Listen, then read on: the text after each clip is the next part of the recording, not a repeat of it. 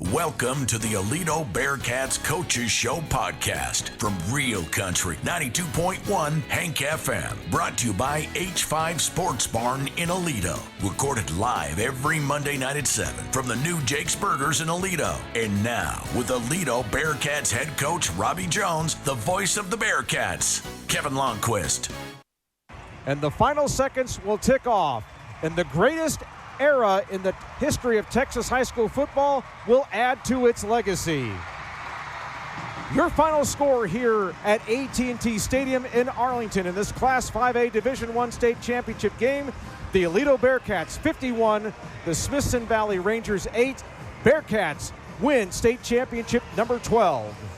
And that's the way the 2023 season ended for the Aledo Bearcats, with so much expected, and the number one team in the state of Texas in 5A Division I does indeed win a state championship. And Coach Robby Jones joining us here in this first segment. We're also going to be joined by defensive back Chris Johnson, because National Signing Day is coming up this Wednesday as well. Two-segment podcast for you as well, because in our second segment, we're going to be joined by the coordinators, offensive coordinator Joe Ryan Williams, and then defensive coordinator Brad McCone. Okay, Coach, first of all, congratulations to you. I know for you, maybe the start wasn't what we were all expecting, or what we had been thinking what was going to transpire, but the way your kids responded from the 8-0 hole and then get on top of the game as quickly as they did in the second quarter, what did that speak to you just about the way this team played all season long? Yeah, I mean, it was exactly the opposite of the way we've been starting the games. Right. We've been starting the games fast, but then the kids responded really well, and they've been doing that all year. Whenever we would have, some type of lull or something go wrong,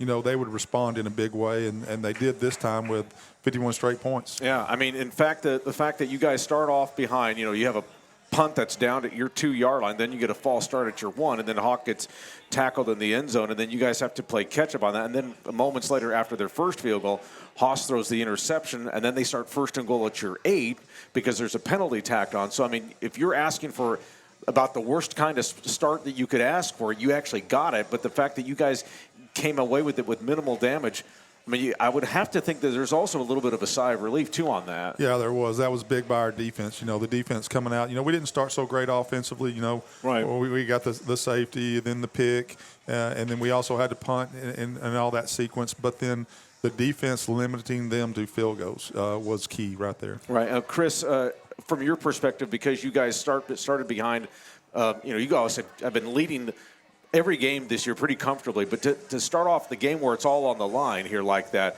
what was the attitude about the defense because of the way things had started off in such an adverse fashion on Friday night? I mean, we knew we had to get out there and make a stop and give offense the time to wake up and just let them see that we're confident enough to know that they're gonna do their part when we need them, so we're just going to go out there and do our part when they need us. I think the two biggest plays in terms of that whole time frame between the punt, the false start, and the safety, and then moving forward to when they kicked their second field goal was when they start first and goal at your 8, you guys push them back 6 yards on their first and goal and then their second and goal play. And then their third down pass is pretty much just kind of a throwaway ball. I mean, just talk about what those two plays, those two loss of yards plays on first and second goal, really, what did that do for this defense, though, to rise up in that moment? I think it set the tone for both teams. I think it set the tone for our team, just knowing that we were going to come out and play the best football we played all year and just put it all on display on the final game of the year. And I think it set the tone for us, Smithson Valley, knowing that it's not going to be as easy as it looks because y'all are up 8-0. Okay, and then, Robby, for you guys, and then I get the sense, though, once you guys got to 8-7, maybe there was that, okay, we've kind of got our things going here, because it was a good-looking drive, 75-yard possession there. I think that was probably that's what you all needed in order to kind of get moving here and kind of get into the rhythm that you were looking for. Yeah, we just started getting in that rhythm right there, and that's one of the reasons why we didn't go for 2, right away. I knew our defense was going to do a great job of holding them out of the end zone for the rest of the game. And, our offense started doing what we expected, which was move the football and go put points on the board. And then the big sequence for us in this game, I felt, and I don't know how, I would suspect that you would agree with it, was that you all are up 14-8 in the second quarter. They drive down to your 28-yard line. They have a 4th and 2. They try a little trap play up the middle. Devon Stone's it, only 1 yard gain, and then you guys flip it around on the 69-yard touchdown pass, which we're going to hear here in just a few moments. But in terms of just that sequence there, from going from 14-8 to 21-8 in a matter of 4 plays, what did that do in terms of just feeling like you're getting on top of this thing. Right, that was a big sequence because, our defense basically just stopped them and, stopped any momentum that they possibly had. And then when Haas hit Caden for the long touchdown, it put the game pretty much, out of reach, to that point because they weren't moving the football that well on our defense. No, and then Chris, that stop though for you guys there, just that we just spoke of. What was kind of the thinking on that possession? Because they knew that they were behind it. They knew they had to kind of score because this offense was starting to get going here. So what was the thinking there once they were coming on the field to go for it on fourth down? Coach McCone gave us a call, and then, of course, Devon makes a stop. And like Coach Jones said, it gave all the momentum, flipped the momentum to our side.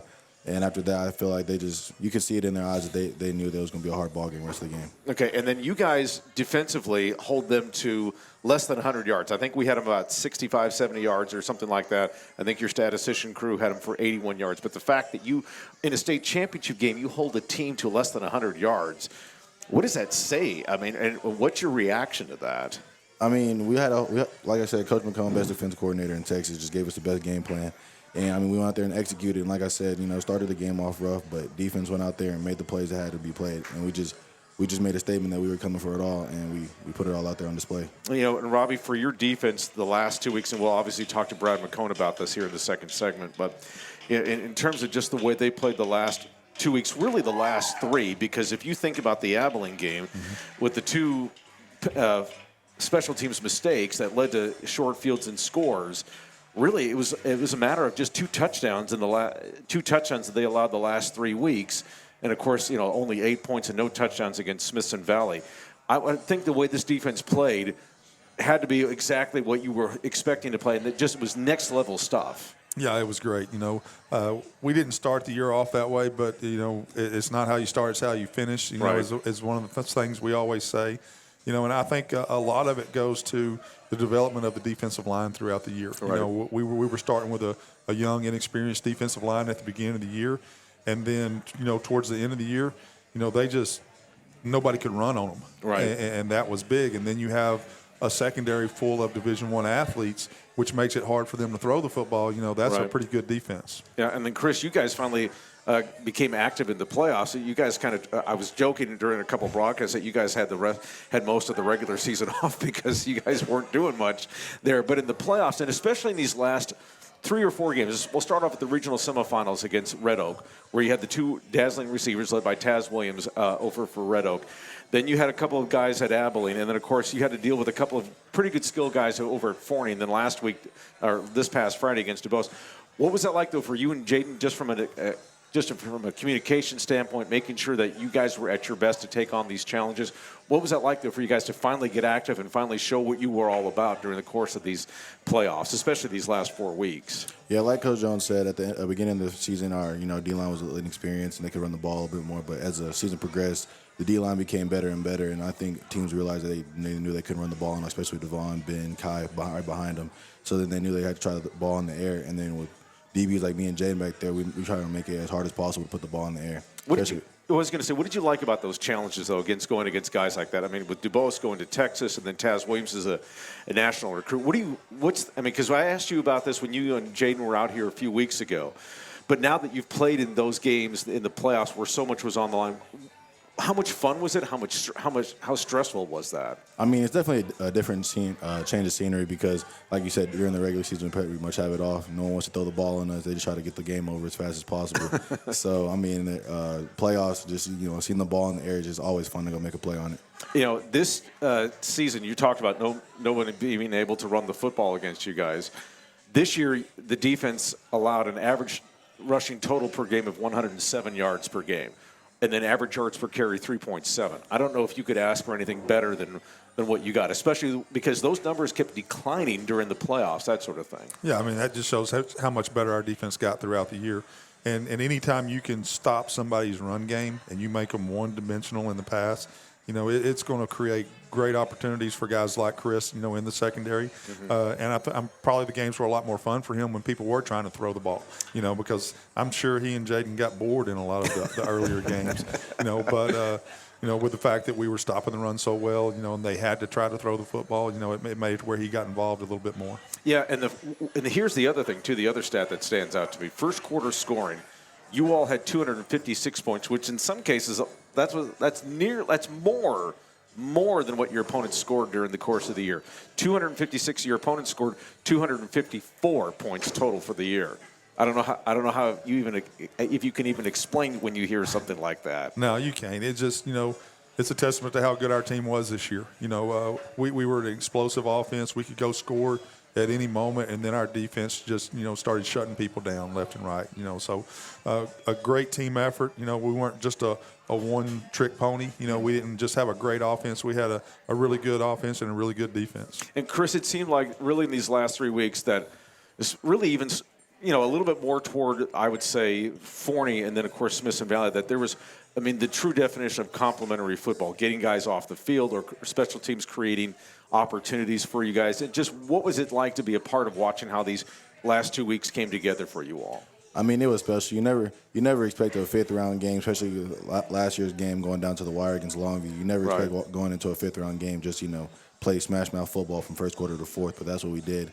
And that's exactly what we did in the state championship as well. I want to go back 2 weeks ago because I know that maybe you didn't have as much opportunity to go after Javion Osborne because you're in the secondary, but the Forney running back there. But, you guys hold him to nearly 30 yards below what his lowest output of the game. I think he had 76 yards against Longview in their only loss of the year prior to you guys. You guys hold him to 49 yards. And it just seemed like you all managed to take away what that other team's offense did well. So Forney loves to run the football. You're able to take that away. Red Oak wants to throw the football, but you guys were able to limit their explosive plays and kind of, when they scored, it was kind of like they were just throwing it up and hoping that it would be caught. But it seemed like you guys found a way to take away their strength. What did you see? Like I always say, like I said, we have the best defensive coordinator in the nation with Coach McCone. So with him just having the best game plan, getting the practice reps, he just always can take away number one and number two, and then the defense has to go out there and handle the rest, and that's what we did. What did you learn about yourself playing corner, especially in these playoff runs? What did you learn about ball skills, technique, that sort of thing that you can apply, as you're about to ready to go to college? I would say I definitely learned how to get in the film room more, especially bigger games, bigger wide receivers, bigger name wide receivers, and just, break it down a little bit more serious and more compact. And, it all went and showed on the field, especially in the state game. Robbie, one thing going back to Smithson Valley in the state championship game is that they had 12 non-offensive touchdowns that they scored this year. They had 9 on defense, 3 on special teams. And the fact that, of course, you had the interception deep in your territory in the first quarter, but the fact that you guys did not allow them to be opportunistic from that sort of thing, that also had to play a big role in terms of how you guys wanted to dictate this game. Right, yeah. And special teams, we were trying to keep the ball away from their best return guy, which was, Jackson Duffy, I believe, was his name. So, whenever he would line up on the left, we were squibbing it to the right. He would line up on the right, we were squibbing it to the left. So we were trying to keep the ball away from him. And then, we did give up the 2 interceptions, which we don't like doing. Right.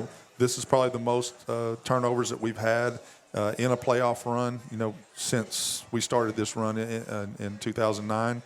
But we need to clean all that up going into next year. But, we did a good job of not allowing them to have, a big turnover that turned into a touchdown. Yeah, again, you guys dodged the bullet early. And, of course, the interception that Haas threw in the second half, or the third quarter, I think it was, that's kind of like someone you hate to say equate it to a punt, but that's kind of how it turned out. And the way this unit was shutting them down, they couldn't do anything off that interception anyway. So. No, they didn't have a chance to do anything with it when our defense got out there.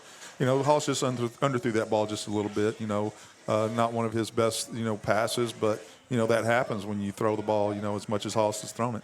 I want to ask you a little bit about the coming of age, though, of Hawk Daniels, because, he had so many issues during the course of this season in terms of just hanging on to the football, fumbling issues. That wasn't him at all in this playoff run. He really took it to the next level. I think it was 140 yards against Abilene, and then he had, 185 against Forney, and then 183 last week against Smithson Valley. What did you see from Hawk? The word that jumps out to me is maturity, but I don't know what you saw. Well, he was determined to go have a really good game in the state championship game. He was, he said he was playing for his mother, and he went out and did that. And he was having some issues hanging on to the football early in the year. and that led to him not maybe getting as many carries, in some of those games. But, when we had to turn to him and say, hey, look, we don't have Ray anymore. You got to go do this. He took command of that and, took the bull by the horns and said, hey, I'm going to go win this for my football team. Chris, when we go back to the state championship game, the second half against Smithson Valley, very similar to what it was like against Red Oak, what it was like against Abilene, and what it was like against Forney, or not Forney, rather, because you all had the ball to start the second half there. But you all get the 3-and-out and get the stop, and then your offense immediately scores. And so you guys can – and a lot of these teams want to get the ball the second half because they want to try and set the tone at least in the second half. So I want you to tell me about just getting those stops early, because you guys got the 3-and-out against Smithson Valley. They shank a punt, and then you guys immediately take it down and score. But what was it like just to get those 3-and-outs in those playoff games to kind of just keep momentum on your side? I mean, it was just a statement made that just because we had a good first half, we're going to come out and finish this game as well. So we kept our heads down and just went in the locker room with the same mentality we came out the locker room for the first half with, and that's just to finish the game.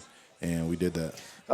Let's talk a little bit about just in terms of National Signing Day, which is coming up on Wednesday. Just for those who don't know, the Bearcats are going to have at least 7. If there's any other surprises, you'll tell me about this. But Chris Johnson's going to be signing with Arizona State. Devon Keys is going to be signing with LSU. Jaden Allen will be signing with Arkansas. Hoss Haney with TCU. DJ Williams will be signing with Louisiana. Jake Gillespie will be signing with Stephen F. Austin, and then Hawk Daniels with Tyler Junior College. I mean, these are 7 guys here, Robbie, and in terms of just the depth of this program, the talent of the program. But just what does a day like this mean, though, for Wednesday, the fact that you're going to have these number of guys here that are going to be going to all different locations and carry on what they've learned at this level? Yeah, I mean, it's a special moment for these guys. These guys are going to go to these schools. You say 4 years, but nowadays with the transfer portal and all that, you don't know. But that's going to be their home, for a little while. And it's a big deal. And it also shows, just how talented of a football team we had. We don't normally have this. Normally we have 1 or 2 guys that may be signing at this level. But we have 7 guys that are signing at a high level.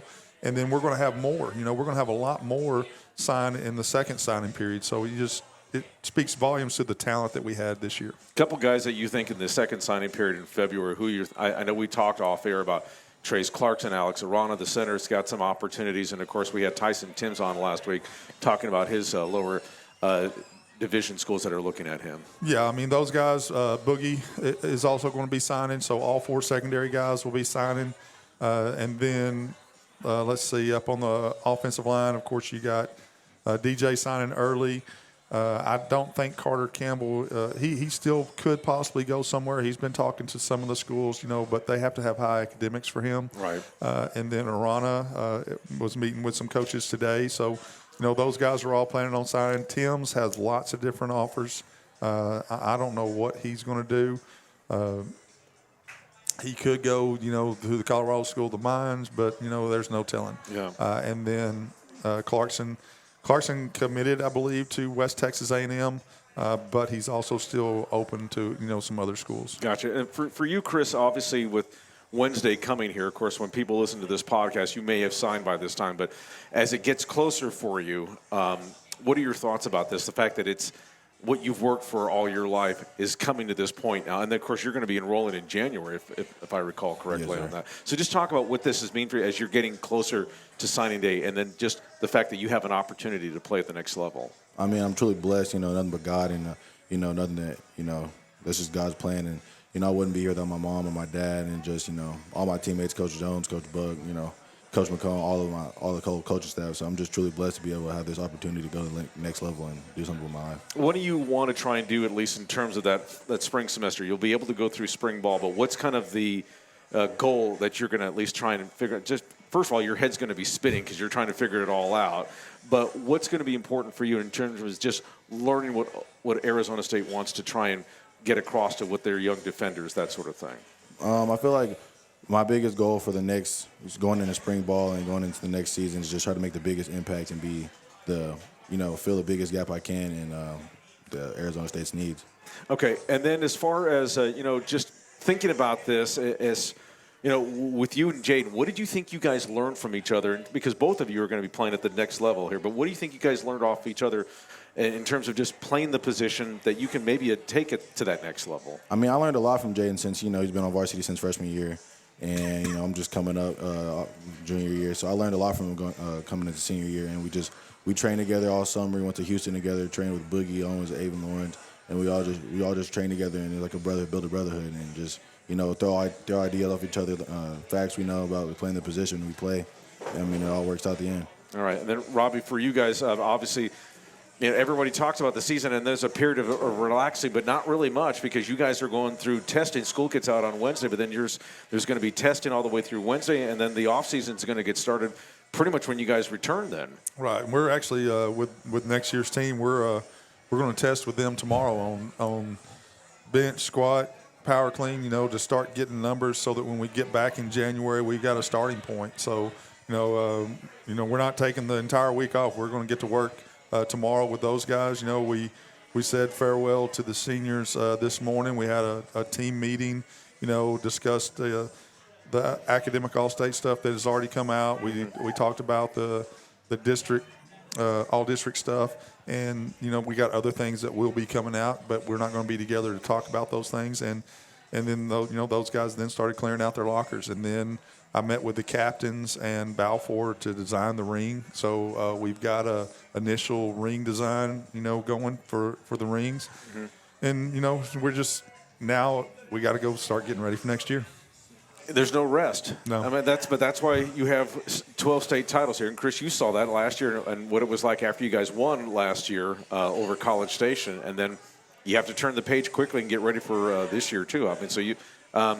I have to ask, though, in this seniors meeting that was on Monday, was it emotional because it really was kind of like the official end for you, or how was that for you and the other seniors? I wouldn't say it was emotional. I feel like the most emotional we all got was on the sideline during the fourth quarter when, put the twos in and, you just look at your brothers for the last time in the same uniform and you just realize it's coming to an end. I'm not really an emotional guy, but when I saw my boys like Avon and Jaden started crying, then I was like, I looked in the crowd and I was like, this is the last time I'm playing for my hometown. It just hit a different nerve than usual. That's all right. But, great moment for you, though, coming up on Wednesday, signing with Arizona State. I'm sure, too, because they're 2 hours behind you. But I'm sure but you get to sign at 7 a.m. right on the dot. So they're going to get it at 5 a.m. And they pretty much have told you, you're getting that to us. And they're going to be hounding your phone to make sure that you got it signed and sent across, right? Yes, sir. Are we still using fax machines to get these things? No, they don't use fax machines anymore. It's through emails. And then, you take pictures of your signing, on your phone and send it to them. And it's a lot easier. All right. And they did and they've already done like your little production with your video with Arizona State, like when you've come across and compliance has already cleared it and you're good to go, that they'll announce that sort of thing. And yes, sir. All right. Sounds good. Gentlemen, thank you all very much. Congratulations on an outstanding season. We had a lot of fun watching this journey for you. Chris, again, many congratulations to you going off to Tempe in January, but enjoy your holidays at least for a couple of days. Yes, sir. And then you'll go there. Coach, congratulations to you. We'll look forward to talking to you again once we get the actual realignment set up. And so you know that you're going to be at least Division I for the next 2 years, right, and then just kind of go from there after that. And so, yeah, there's no telling who they're going to put us in a district with, but we do know that we're 5A Division I. That's it. All right. Want to remind you that this Coaches Show podcast is brought to you by H5 Sports Barn and iPhysio. H5 Sports Barn and iPhysio and Performance can help unlock your athletic potential and elevate your game like the Aledo Bearcats. With expert sports physical therapy, tailored recovery plans, and top-notch sports performance training. H5 Sports Barn, proud supporters of the Aledo Bearcats. On the other side of this break, the coordinators are going to be joining us, the offensive coordinator, Joe Ryan Williams, and defensive coordinator, Brad McCone. Stick around. We're coming right back. To throw. Pressure's on. Fires over the middle. The pass is caught. First down. Caden Finley running away. 20, 10, 5. Touchdown. 69 yards. The Bearcats break the blitz, and they open it up to 20-8. Last game of the night here at AT&T Stadium on the second down play. It'll be a give over the right side for Hawk Daniels. 40, 30, 20, 15, 10, 5. Touchdown, Aledo Bearcats. And a couple of the touchdowns that the Bearcats scored. The first one, of course, was the backbreaker that really opened this game up. And then the second one from Hawk Daniels that you heard was in the second half. We're pleased to be joined in our second segment here by the coordinators, the brain trust behind this 16-0 season. Offensive coordinator Joe Ryan Williams and defensive coordinator Brad McCone. Gentlemen, thanks for being with us. Thank you. Thank you. All right, so Joe, let's start with you because you had an offense this year that was running in and out of guys that were missing time here and there. You know, you didn't have Caden Finley for a couple of games. He was out. I mean, Ray Guillory in and out of the lineup here, you know, your top running back. And, of course, you know, and then you get Trace Clarkson coming back from an ACL injury, and you kind of have to feel your way through what can we actually do with him. So what was this season like going through this with all the personnel changes that you were experiencing with this group? You know, it was challenging at times, but I think it speaks volumes to our depth and how hard our kids work. And when someone was out, we just had guys find a way to step up and fill the role. So we were very fortunate to have the depth we had this year with injuries. And then, Brad, for you, I mean, your losses were more contained along the defensive front. I mean, you lost both Cooper Cyphers and Carson Dempsey early in the season and they were out for an extended period of time. So you had guys playing out of position a lot of the time there. I mean, the only guy that you had really consistently throughout the year was Cooper Cohen. So what was the challenge of just making that makeshift defensive line at the end spot as efficient as it possibly could be? It's just basically boils down to knowing your job. You know, if I have C gap, I have C gap. If I have D gap, I have D gap. You know, and just trying to make it simple for them. And the simpler it is, the faster they can play, and the more efficient they'll play. Okay, and then Joe, let's talk a little bit about the offense. Even though you had personnel changes throughout the course of the year, now this group averaged nearly 50 points a game, about 49.6 or 49.8 points per game, and you guys averaged 469 yards per game this year. But what was the thing about this offense? Because it was as explosive as it was. But what was the opportunity? What did you see throughout the game and just game planning each week that said we can exploit this and we can get explosive plays here and there? What goes into something like that? Well, I think it starts with your quarterback. We had a very gifted quarterback in Haas who could stretch the field vertically, and he had a lot of weapons out wide. And you spoke earlier on Trace and Finley and McCoy was in and out of the lineup, but we had some depth at receiver this year. We felt really good about our skill spots going into the year, and then you add Ray to that mix, who took on, you know, our offense took on a whole nother dynamic when he was in the game. So, you know, going in, you know, I wanted to be super aggressive. We wanted to attack vertically. I would say similar, you know, I wasn't here, but similar to 2016 when Dylan Davis was airing it out. We had that guy back there, and we had the weapons out wide. So, you know, we wanted to increase those explosive plays this year. I want to put an emphasis on that. I think last year we had 17 turnovers. We wanted to take that down. We did not do that, unfortunately. Yeah. But explosive plays, you know, I would say around the Brewer week, Denton Ryan, and going into the playoffs, we had some games where we were lacking the explosion, and Coach Jones wanted to put an emphasis on that. So we really attacked the field vertically, and credit to our guys for coming through. Brad, one thing about your defense, and this isn't official, but I think that you all had trailed at any point in a game this year. You guys trailed for a total of 4 quarters in each of these games. I mean, these stats are nuts. And the fact that you guys, even though there weren't maybe a lot of turnovers generated, I mean, but you guys were so physical with teams that you just never allowed them to move or sustain anything. And so sometimes that can overcome, you know, because a lot of defense in the high school ball really have to gamble on getting a lot of turnovers. Your defense didn't have to do that because as depth and as physical as they played all year. That's one thing I talk to them about every day at the start, right before we go out on the field. Hey, don't let them forget this night who was the most physical football team. And we kind of hang our hat on that and play hard and try to make the game as physical as we can. The other thing I was going to say was that now, one stat that the Deacon had told me about was the fact that you guys, 60% of the year this year was that they scored 20 points or less in a game this year. I mean, for that kind of thing, especially against the teams that you were facing in the playoffs, I have to think that that's something that you couldn't even ask for that if you wanted to have that happen. Yeah, it's an offensive game right now, and you know, if you look at any level, the NFL, college, high school, it's an offensive game, and to hold somebody to 1 touchdown or 2 touchdowns is extremely difficult. So I really got to take my hat off to the kids. They did, and the coaching staff.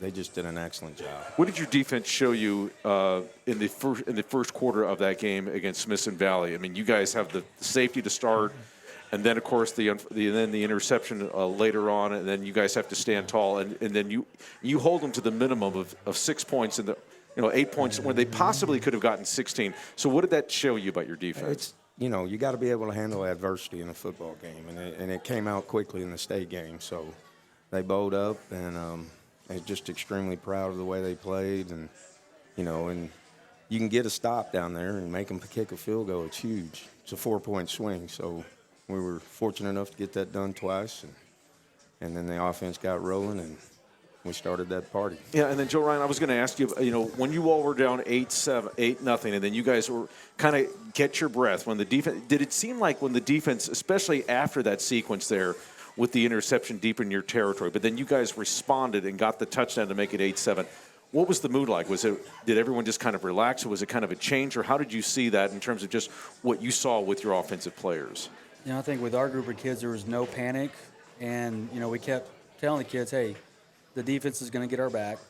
They're going to get a stop here, and we made a mistake, but they're going to come through for us, and then when we get out on that field, we got to answer, and felt like when we get that first touchdown, just settle down, it was going to be fine. And once we got that first one, we knew they weren't going to score on the defense, so we were going to be fine. You all heard the clip just a few moments ago where on the 69-yard touchdown pass to Caden Finley here. And so I'll start with you, Brad, because that was a 4th down 2 for them at your 28-yard line. Devon Stuffs, what they want to do, run a little inside counter there. Mm-hmm. They get 1 yard out of it, and then you guys are facing a 3rd and 6 where you end up throwing the touchdown pass. But, Brad, I want you to talk about that stop there and how it seemed to just kind of – because that was pretty much like their last shot. They never got into the red zone. They never came close to the red zone following that possession. I always talk about winning possession downs, whether it be 3rd down or 4th down. If you can go force a punt or get a turnover on downs, it really impacts the game in a huge way. So we always talk to the kids about winning possession downs. And Devon stepped up and made a great play. And for Devon to make that play, the 3 technique did a heck of a job, made the ball cut right back to him. So it's not just one person out there. There's 11 of them playing as a team. So really, really proud of the kids. So 3rd and 6, you're 31 there. So when they bring the blitz, what did you call there? What did you see there? What did you like about the matchup that Caden had? Well, we called one of our most common concepts that has been in Coach Jones's playbook for years, 9-9-2 drag, that we just kind of dressed up on the backside against their cover 2, and we installed it on Monday, called it Railroad, and as the week went on, both sides, we could run it either way, but Tim's could run it on the other side, but it happened to be on the left hash. And as the week went on, Finley really got a good feel of running that route against that cover 2 that we knew we were going to see. What Haas did a great job of is getting that middle linebacker to the field and clearing up that window even more. Finley ran a great route, and I think on film, Trace was open as well. And what was impressive is we didn't pick up the twist, but Haas was patient enough in the pocket to step into that throw, take a hit, and really throw one of his better passes of the year, which was huge. Yeah, I was going to say, because sometimes a quarterback knows he's going to take a hit, and he's got to just stand in the pocket rather than move around. I mean, what did that tell you about him on that play? We've talked about it, over the course of his career. We call it, I said it's one of those John Wayne throws. He didn't know who John Wayne was, but like a tough cowboy, and it just speaks to his toughness. That's Haas in a nutshell right there, just stepping in and doing whatever it takes to win. Brad, I want to talk to you a little bit about the postseason that Devon had, Devon Keys, and it seemed like as good as he was in the regular season, it just seemed like it was next level in these playoffs, especially in these last 3 games against Abilene, Forney, and Smithson Valley. What did you see from him? He really stepped up, just like a lot of the seniors. And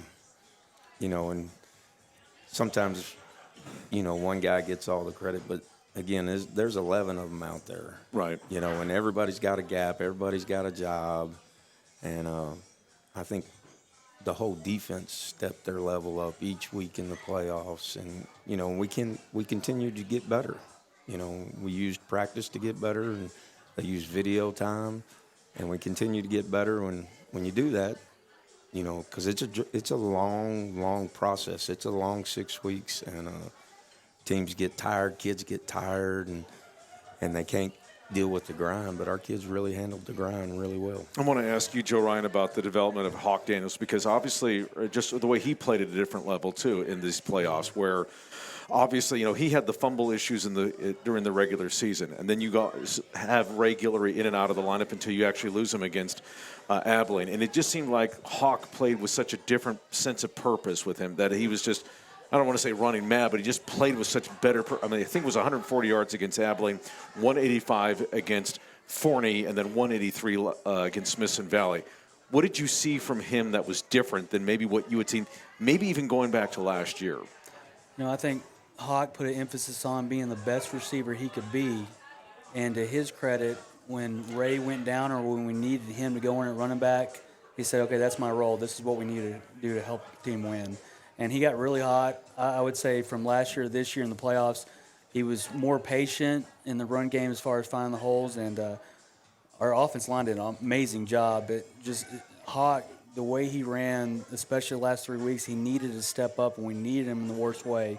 And he just got the job done. I mean, his stats were amazing, and I think he played his best game ever in the state championship, which speaks volumes to Hawk. For sure. I mean, both these gentlemen that we just mentioned here, Devon Keys was the game's defensive MVP, and Hawk Daniels was the game's offensive MVP.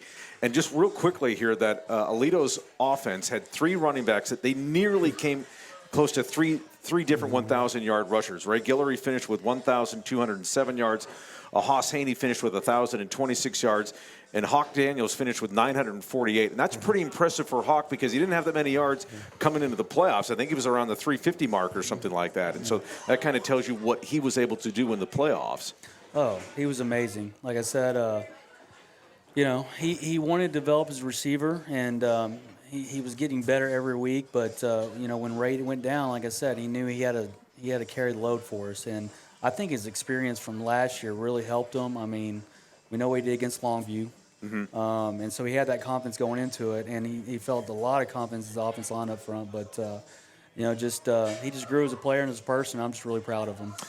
Brad, with this defensive front, you had some youngsters on the front, but they grew up. And, again, we talked earlier about dealing with your defensive end issues with injuries. But what did you see from that group, the way they matured and the way they just became more enforcers along that front? I think one of the great things that happens at Aledo is we practice, and then after school we lift, and then we go watch film. So they get to see mistakes. They get to see what they're doing good, you know, and what game plan we're trying to do. So each and every week, you can see them just grow a little bit more confident, get a little better, and just really, really proud of them.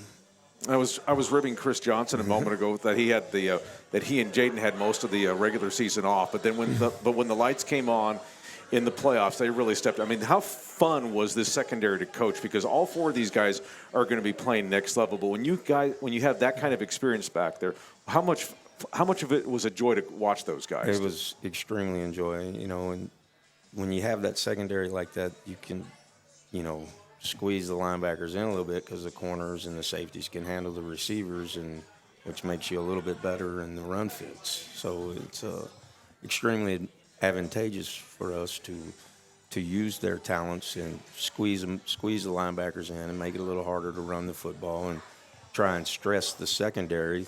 That's a strength of our defense versus trying to stress the defensive line early. Yeah, the spring wasn't very much fun for me, going against that secondary. We learned a lot.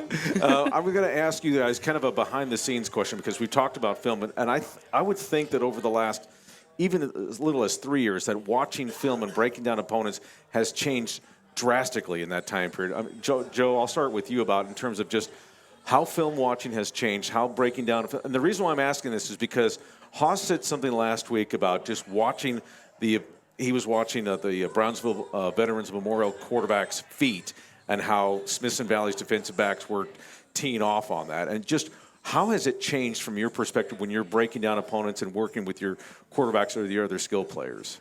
Oh, it's awesome. It's become more efficient. You can break it down to third downs, blitzes, boundary field. Like I would say, just time-wise, it's more efficient, and you can get more out of your time with the kids, which is huge. So, yeah, and then when you have kids like our kids that will go study on their own and watch film on their own, it makes you better. What about for you, Brad? What do you think's changed for you in terms of just your defensive guys watching film? There's no more secrets. You know, I mean, if you go back and look, most of the big plays that we gave up this year is something that they haven't shown us before. So, you know, and I was really proud of the kids because, you know, most of the stuff that we worked on all week, we were able to stop and stop it well and learn from the mistakes. But video, you know, they always say a picture's worth 1,000 words, you know, so it's a huge factor. I think this is the only place I've been where we've been able to get so much video time with the kids, and it's a huge factor. How much would you, and percentage-wise, and again, this is not to exclude anybody here, but just in terms of kids just coming in to study film on their own, what would you say the number of kids that just do that throughout this program?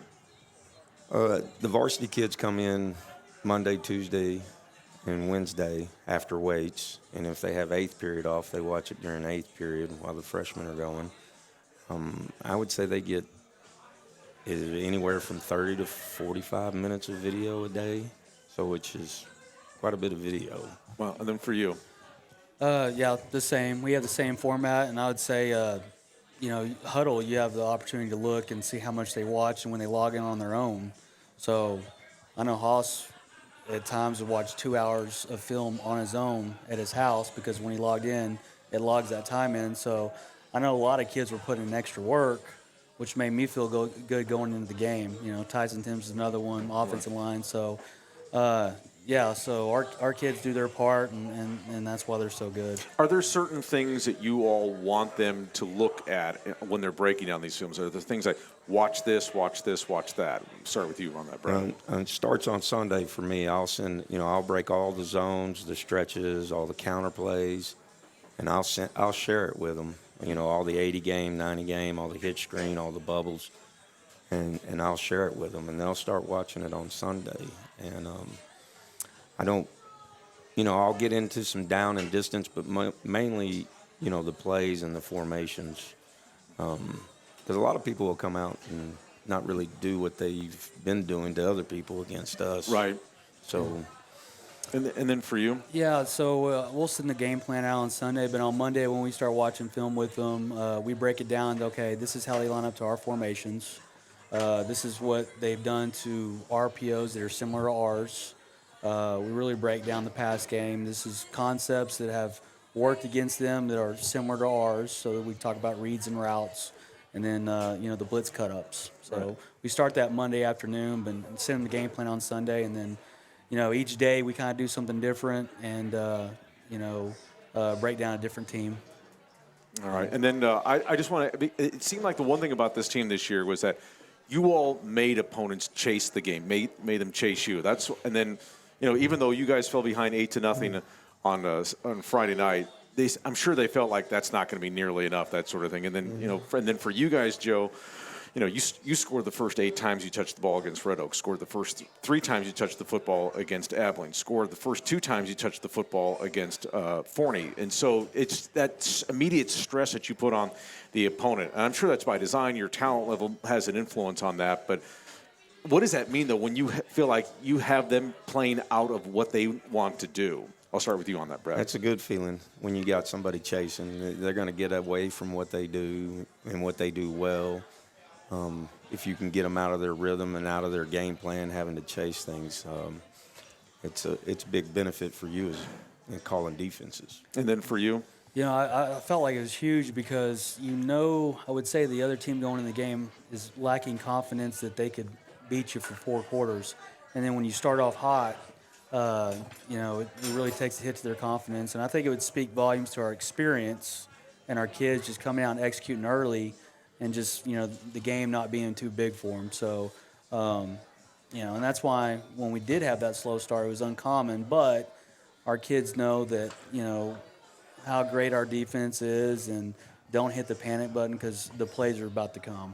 Finally, as we get to the off season, which technically kind of starts on Tuesday with testing and that sort of thing, but it's a mentality of what you all want to try and do with this program year after year, and that's why this program has the most state titles in the state of Texas. But when kids have that kind of buy-in, how easy is that, though, to kind of say we got to start working like we can enjoy it for a couple of days, but then the work for 2024 starts with testing here on, what is that, December 19th, that sort of thing? Well, we're behind. Well, you guys have been behind so many times, So you don't want to waste any time. So I'm excited to get started with that.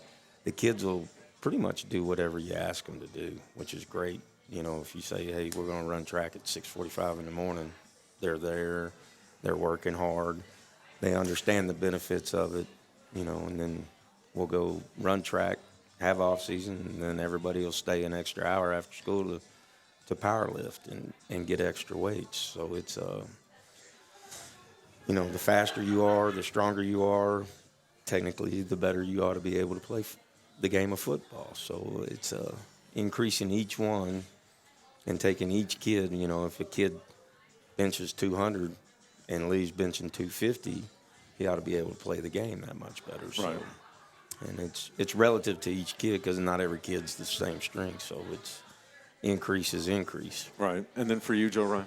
I would say, being at other places and coming here, our kids are uncommon in their work ethic. I mean, man, they work so hard throughout the year, and Coach McCone does an awesome job in the off season, and they're going to do what they're supposed to do, and they earn everything they get. And that's why on Friday when you see guys like Chris and you see the tears of joy, that's everything, because you've seen how much time they put in throughout the whole year.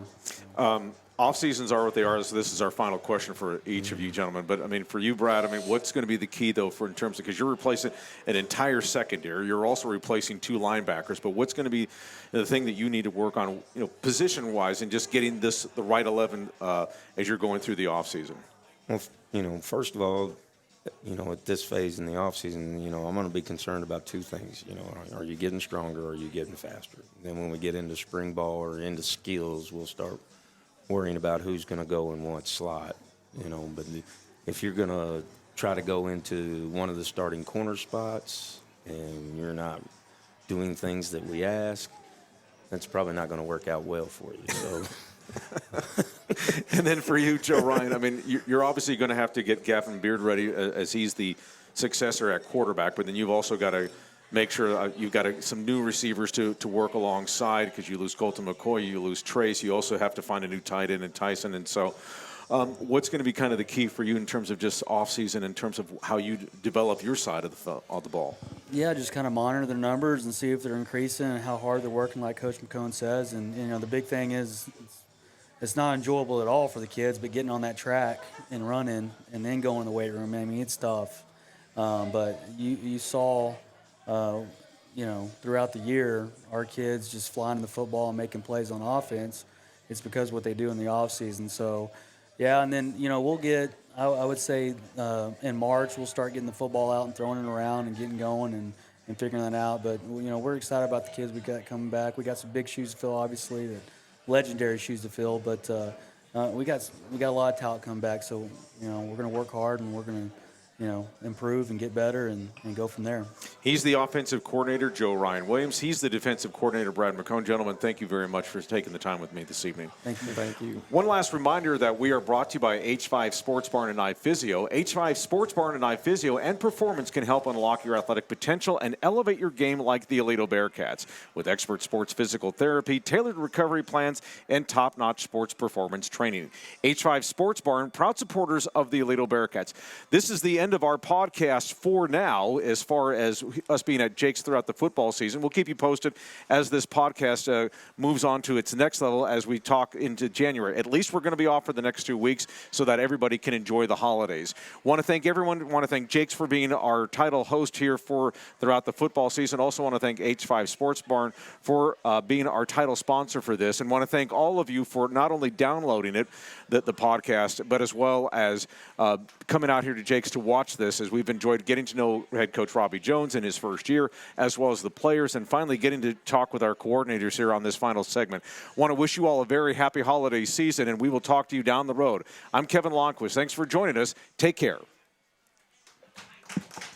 Thanks for listening to the Aledo Bearcats Coaches Show podcast, brought to you by H5 Sports Barn in Aledo, with Bearcats head coach Robby Jones and the voice of the Bearcats, Kevin Lonnquist. Please like and subscribe to this podcast and tell a friend. You're also welcome to join us in person every Monday night at 7 from the new Jake's Burgers, 601 FM 1187 in Aledo. And then listen to every Aledo Bearcats game, home and away, live on 92.1 Hank FM, on the free 92.1 Hank FM app, or online at 921hankfm.com. The Aledo Coaches Show podcast is a production of Real Country, Hank FM.